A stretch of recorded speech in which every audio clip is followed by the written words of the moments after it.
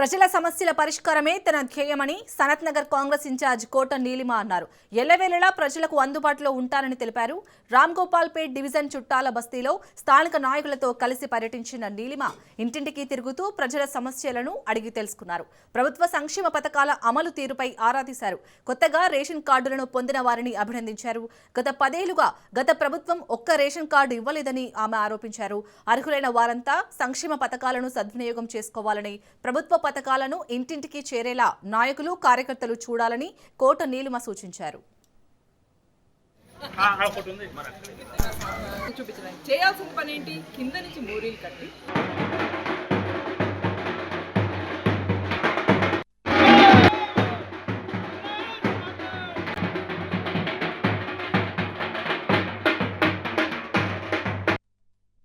ఇలా వీళ్ళకి CM relief fund వచ్చింది, వీళ్ళ కోసం ఆదుకున్నారు ఒక చాలా కష్టకాలంలో ఈ ప్రభుత్వం. అలాగే ఇక్కడ ఈ గలీలో పక్కన గలీలో మీరు చూస్తున్నది ఏంటంటే ఎంతో మందికి, వందలాది మందికి రేషన్ కార్డులు, కొత్త రేషన్ కార్డులు వచ్చాయి.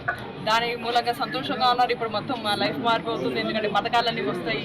ముందరైతే దేనికైతే అర్హులు లేరో ఆ పథకాలు కూడా ఇప్పుడు వీళ్ళకి వర్తిస్తాయి. ఇక్కడ పైగా అది కరెక్ట్, థ్యాంక్ యూ. ఈ నెల అందరికి ఇక్కడ 0 బిల్ కూడా వచ్చింది.